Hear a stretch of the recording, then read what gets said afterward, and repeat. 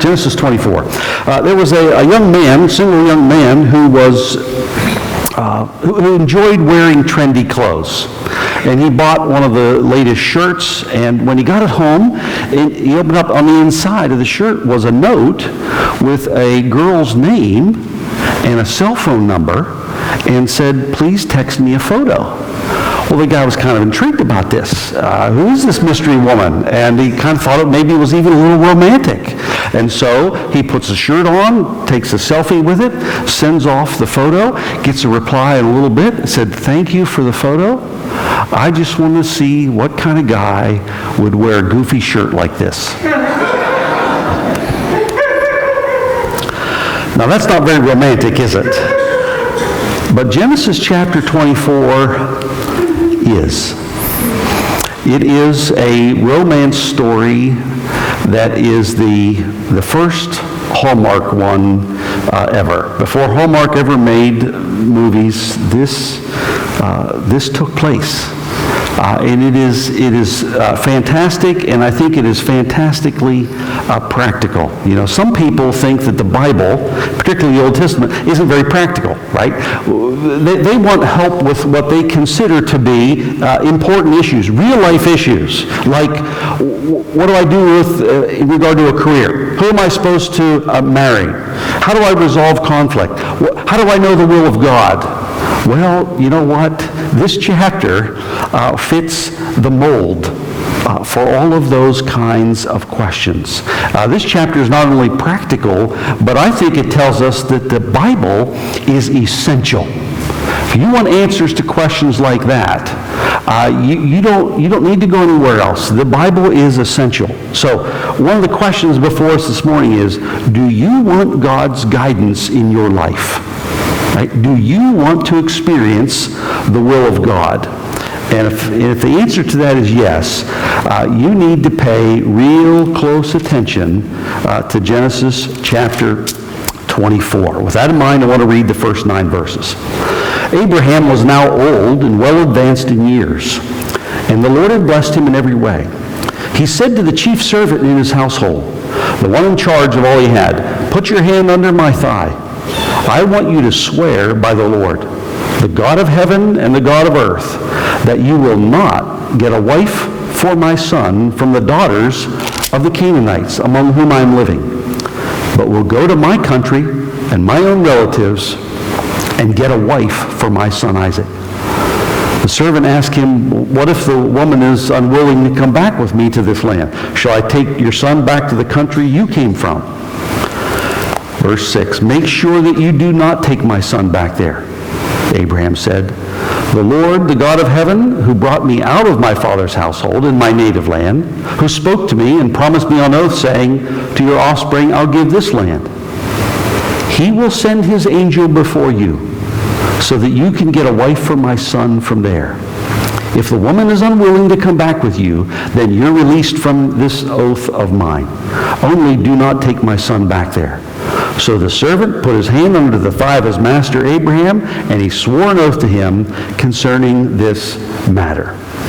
Now, the rest of this chapter is rather long. There's 67 verses in it. I'm not going to read it all, so we're going to talk about some of it. We're going to review parts of it and skip parts of it. The first thing we need to understand in Genesis 24 is this. Abraham's surrender of his son Isaac to God in chapter 23 is the foundation for experiencing the will of God in chapter 24. Okay? Don't dive into 24 without reckoning with what chapter 23 says.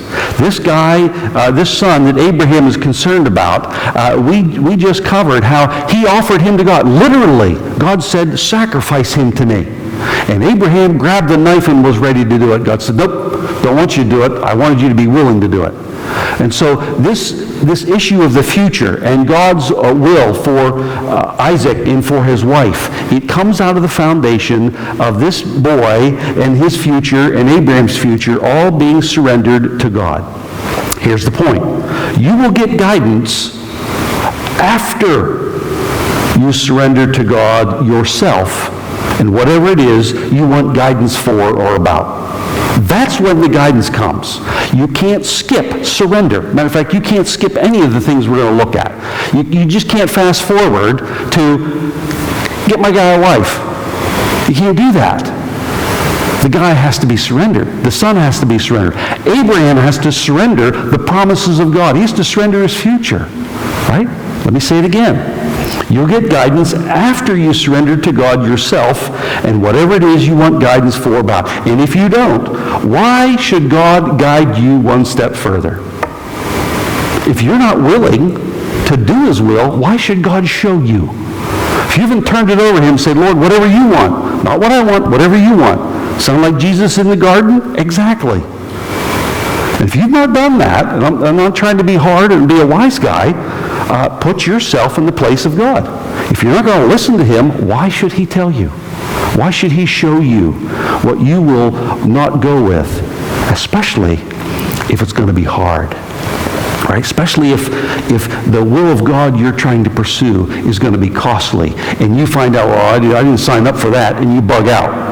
God's going to say, look, we're not even going there. We're not even going there. So, in this instance, Abraham is looking for a wife for his son Isaac. Some people are looking for a spouse. They want to get married. The question is, have you surrendered marriage to God? Have you surrendered yourself to God? Why should God guide you to a spouse when you've not even surrendered the idea of being married to God? I would go as far as say is you're not ready to get married until you've surrendered yourself to God. You may find a nice guy in a trendy shirt. If you're not ready and he's not ready, it's not going to be good. Secondly, there needs to be this trust that God will answer all the essential questions. Right? Because there's a future out here, and you don't know all the questions, you don't know all the answers. This servant is a fantastic guy. I hope I get to meet him someday in heaven. He is a fantastic guy. Because he's looking and he hears this. Abraham has just brought him into an oath and a covenant. Now imagine you're this guy. You're the one that's charged with go getting a wife for the son of Abraham. I'd be like, well, why don't you do it? He's your boy. But he goes, he's a little bit of a pickle, right? You want to pick somebody else's spouse out? No, thank you. Don't want to do it. Don't want to do it. But he goes. And he's smart enough that his wheels start turning, right? He goes, well, there's a few what-ifs here, Abraham, especially if the one I pick out doesn't want to come back. Maybe I should take your son there and she can get a look at him, right? You know, who wants to sign up to an arranged marriage of somebody who's ugly? You can laugh. He's thinking about this. Notice what Abraham says to him in these questions. Verse 7. What does he say? God will guide you. You got questions. And Abraham doesn't say, well, none of those are legitimate questions or concerns or fears. He says, no, God will guide you. God will be ahead of you. He'll send his angel out there. We have to remember, God sees over the hill. We can't see. He sees through the dark that we can't see. He sees around the corners that we can't see. He's out there and he's ahead of us. And Abraham says, God will guide you. Your questions, when you need answers, God will guide you. He'll take care of all of those details. I need to trust that God will answer all the essential questions. Why is that important? Because God doesn't answer the essential questions until it's time. We want him to answer everything up front. That's not the way God works. You may want him to work that way. You may enjoy him working that way. But he doesn't work the way we want him to. He works according to what he knows is best, and he's out there, right? He's over the hill, through the dark, and around the corner, and he sees and knows stuff we just do not know or see, and we have to trust that when the issue arises, maybe she won't come back. Maybe I should. Nope, God will take care of it. Abraham has this bedrock trust, and so does this servant. He asks good questions, but he's willing to trust that God will answer them when it's time.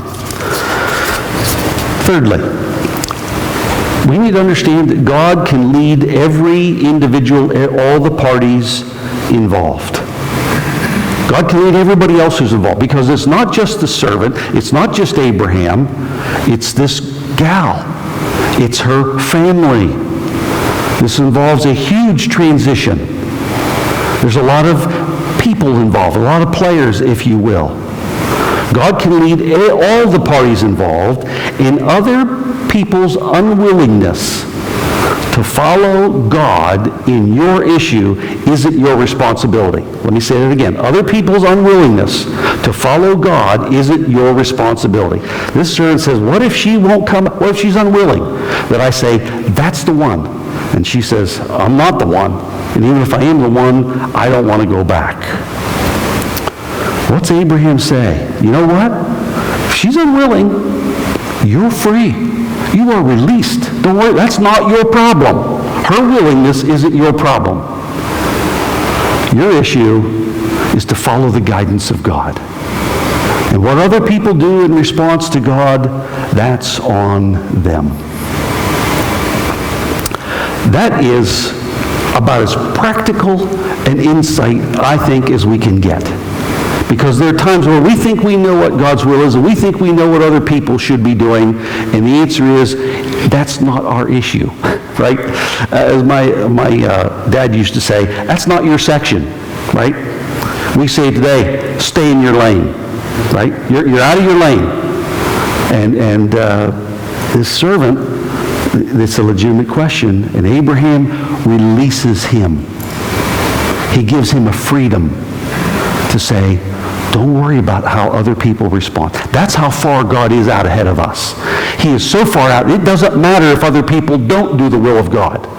We're going to get to Joseph a little bit later in this book, and he's going to have to deal with people who don't do the will of God. And what he's going to find out is God is way out there, way down the road, and able to get him where he needs to be regardless of other people. So free yourself and free other people. Free other people to not obey God. And don't worry about it, because God can still take care of you. That's what Abraham says to his servant. So what happens next? Pick it up in verse 10. The servant took 10 of his master's camels and he left, taking with him all kinds of good things from his master. He set out for Aram Naharaim and made his way to the town of Nahor. He had the camels kneel down near the well outside the town. It was toward evening, the time women go out to draw water. He's a smart guy. Verse 12. Then he prayed, O Lord God of my master Abraham, give me success today and show kindness to my master Abraham. See, I'm standing beside this spring, and the daughters of the townspeople are coming to draw water. May it be that when I say to a girl, please let down your jar, that I may have a drink, and she says, drink, and I'll water your camels too. Let her be the one you've chosen for your servant Isaac. By this, I'll know that you have shown kindness to my master. What is next? Right? After this surrender to God, after turning these details over, after letting other people respond and however God is leading them, what happens next? Well, it's pretty simple, isn't it? This guy just asked God clearly to show him. Very simple. You know, he doesn't spend hours in prayer. He doesn't spend all night in prayer. That may be necessary sometimes. But sometimes it isn't. Sometimes it is just simple. So simple. He asks God clearly, and he's willing to accept the results. You see, this servant, he is all in when it comes to following the will of God. He is so much in that he's willing to say, Lord, help me. Can we just have it go this way? When I say this, she says, that's how I'm going to know. I don't know how else I'm going to know. That's how I'm going to know. Would you do that? So his prayer is very simple, very clear. There's no ambiguity here, right?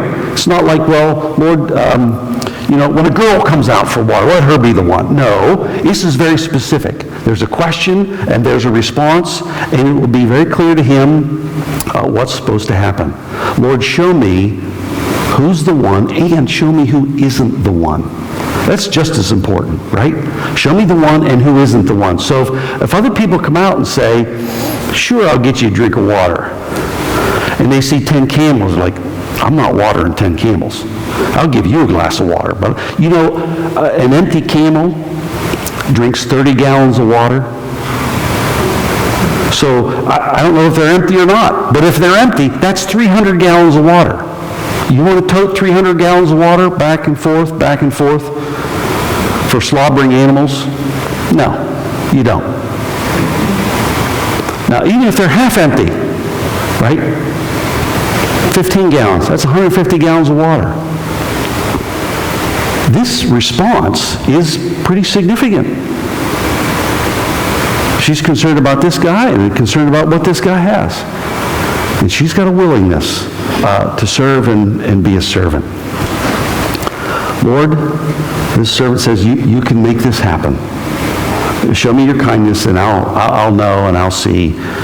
What happens next? Verse 15. Before he had finished praying. I love the beginning of verse 15. Here's this guy who goes out from a situation of surrender and a willingness to obey and let God answer the questions and freed up from what other people do. He doesn't even get the prayer out of his mouth. And what happens? Rebecca came out with her jar on her shoulder. I mean, this is a Hallmark moment, right? It's just like what happens. You lift up your eyes and there they are. Boom. The person they're going to fall in love with and marry.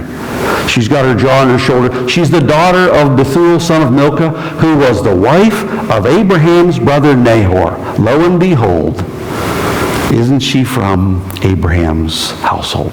His relatives. Verse 16. The girl was beautiful, a virgin, no man had ever lain with her. She went down to the spring, filled her jar, and came up again. The servant hurried to meet her and said, please give me a little water from your jar. Drink, my lord, she said, quickly lowered the jar to her hands and gave him a drink. And after she had given him a drink, she said, I'll draw water for your camels too until they finish drinking. So she quickly emptied her jar into the trough, ran back to the well to draw more water, and drew enough for all his camels. Without saying a word, right? Without saying a word, verse 21, don't forget that. This man watched her closely to learn whether or not the Lord had made his journey successful. He had prayed, he had asked for clarity, he had asked, she responded, everything looks good, but he isn't jumping ahead, right? Right? We don't get ahead of God simply by appearances. We don't do it. We watch and we wait, right? We keep to ourselves. This guy, when she said, I'll get some for your water too, he said, you're the one. Let me tell you what God's doing. Let me tell you what your future is. He could have jumped right in. He didn't. This guy is smart. Abraham sent the right guy. And he just waits. Because he's still not sure yet. Right? Maybe, and he waits. And he watches her. And he lets her fulfill her word to get him something and to do his camels as well. Do not get ahead of God by appearances only. Watch and wait. Don't pronounce to somebody else what the will of God is for their life. They will discover that on their own in time. Right? We trust God with other people's responses, whether they're willing to listen or whether they're not. There was a little more to see. There was a little more to know, because he hasn't dealt with this person's family yet. There's other issues involved. He doesn't know everything about her. And so he's watching and waiting. All right? We don't get ahead. So what happens in the rest of the story? He says, he wants to know who she is. Who's your dad? Where are you from? And he finds out she's Abraham's relative. And he says, any chance I can stay? And she says, sure, you come and stay. Matter of fact, we can take care of your camels too. And so the next piece of the puzzle unfolds. And he's walking into the will of God, but he's not overstating the outcome yet. He's just not doing it. He's going to wait. He's going to let God work this out. He's going to let the angel of God go ahead of him and take care of all of the details. Do you know how practical this is? Do you know how many times you and I get in trouble because we're way ahead of God? Right? We think we know what he's going to do, and we overstate, we project. We think we've got it all figured out, and we don't know yet. And we don't give other people the freedom to say yes or no to the will of God. We try to get in there and we try to work the situation. And I hope this servant learned from what Abraham and Hagar and Sarah did earlier, and from some of the mistakes Abraham made. Hey, I'm not doing that. I'm keeping my mouth shut, and I'm letting God work this out. This is so practical for wisdom and decision making, to take these truths and lay them down in our life. Like I said, it's not just practical, it's essential.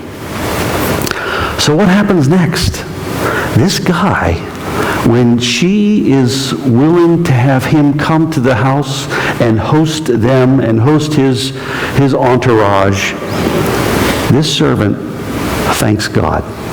He praises God. He engages in an act of worship. He praises God for the steps that are in the right direction. It's still not over yet, but look what he does in verse 26. The man bows down and he worships the Lord. I wonder what she made of this.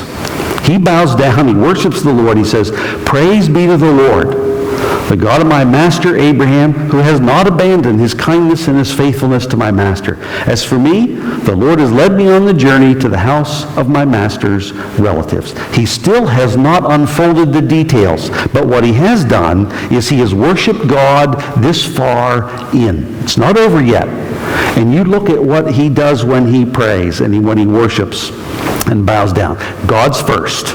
Praise the Lord. Abraham's second, right? He is the servant to Abraham. He is happy for Abraham. And thirdly, it's him, right? God has helped me. He's led me. He has fulfilled what Abraham said. Pretty important. When you want guidance, God's first, other people are second, and you are last. We often flip that. God, I've got to be, God, you got to take care of me. I'm the most important person. This servant realizes he is the least important person in this scenario. God's first.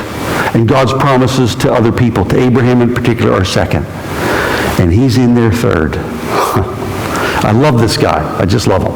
So what happens? He goes home, and the servant now relays, or goes to Rebekah's home. He relays everything to Rebekah's family. Who am I? What am I doing here? He unfolds all of the details, and you can read that in some of the remaining verses. And after he tells this to everybody, go down to verse 50. Right? So he relays this to her dad. Her brother is there. And this is what they say. Laban, who's her brother, and Bethuel, who's her dad, they answer, "This is from the Lord. We can say nothing to you one way or the other.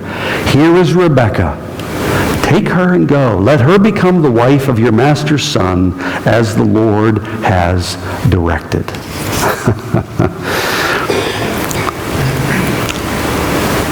The conclusion, when they let Abraham and his servant let other people respond, their conclusion was, God is in this. Did the servant know it? Sure.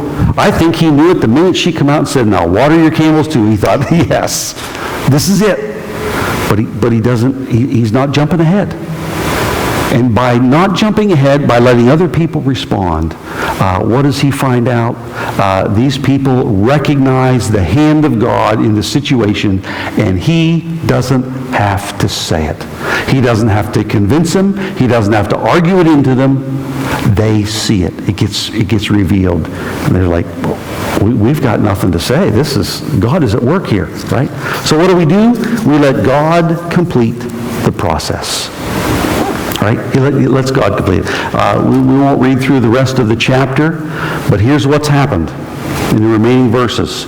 This all gets confirmed by her family, her brother her dad. It gets accepted by Rebekah. She's like, yes, I will go. They're not shoving her off. Nope. She willingly goes because she recognizes the hand of God's will. They avoided all kinds of conflict and all kinds of manipulation. Right? There's no conflict here. There's no problem. There's no trouble. It just unfolds just like a Hallmark story. Matter of fact, Hallmark movies have more conflict than this. And if you laughed at that, I know you watch it, and I'm sorry about that. They experience the blessing of this family. When dad and brother send her off, they send her off with their blessing. And lastly, she is embraced by Isaac. Let's go to verse 67. Right, the servant brings her back, says, Isaac brought her into the tent of his mother Sarah, and he married Rebekah. So she became his wife, and he loved her. And Isaac was comforted after his mother's death. She is embraced by Isaac, and he loved her.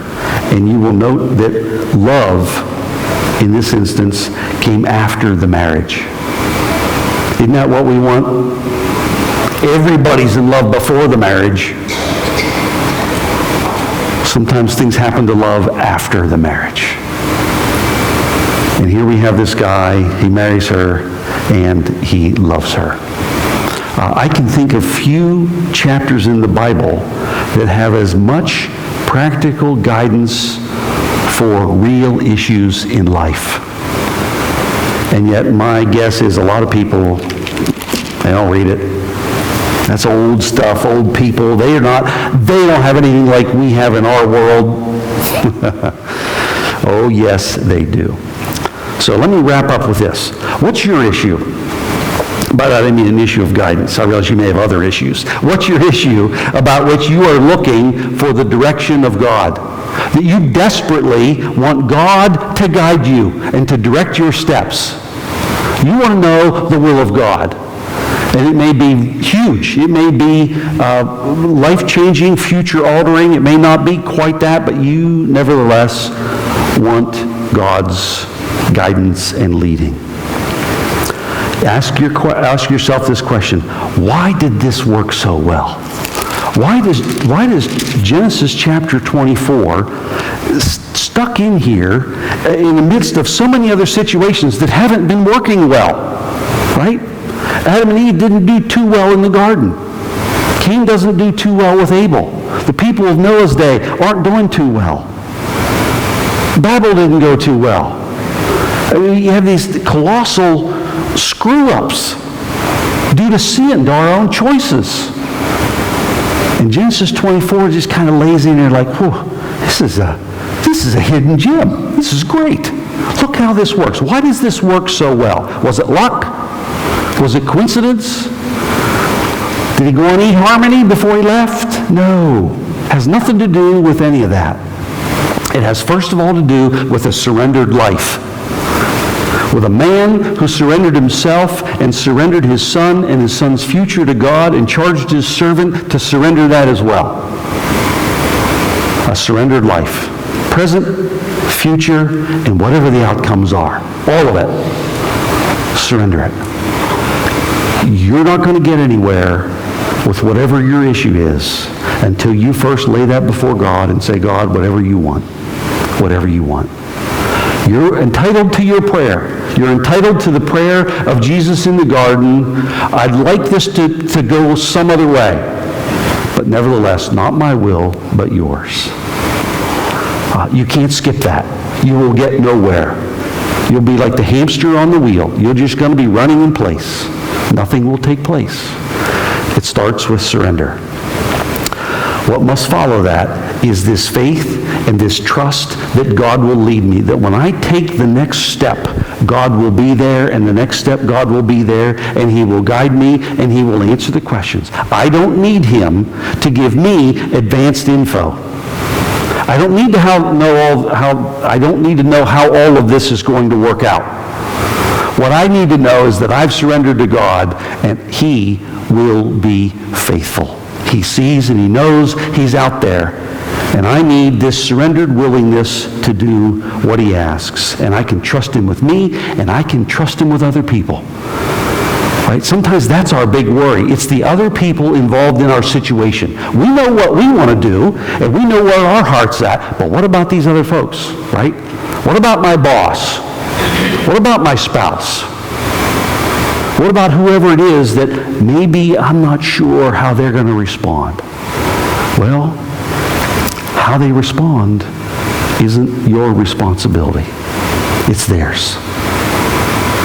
And you need to live in that kind of freedom, believing that God can take care of you, even if Rebecca says, no thank you. And the simple, clear prayer, turning this over to God. You know, what that servant did when he prayed, he boxed himself in to the will of God. He boxed himself in. Because he could have been sitting at that well quite a while and drank so much he'd had to take a bathroom break if somebody wouldn't water his camels. He boxed himself in. This is the way it's got to be. He believed God so much, Lord, I'll do this, and I'll wait. I'll wait. I'll wait. Oh, sometimes we don't like to wait. We want an answer today. Nope, this is the way it is, and I'm going to trust you. I'm going to turn it over to you. And he lets God's work. He lets him work. And he praises him when he does. When he gets a little peace, he worships and thanks, and he waits for more. And he keeps his mouth shut, and he lets God complete the process. That's what we have to do. Let him complete the process with all the individuals involved, and you won't have to say anything. God will work it out, and we trust him. This is eminently practical wisdom for guidance of God in our life. So I don't know what your issue is, but plug these in. Plug these in and start with surrender. My guess is we know some of the others. It's that one at the start where I've got to die to myself and turn this over to God. That's always the hang-up, isn't it? Always the hang-up. Most often when that happens, the rest from there on, whatever God does, is great.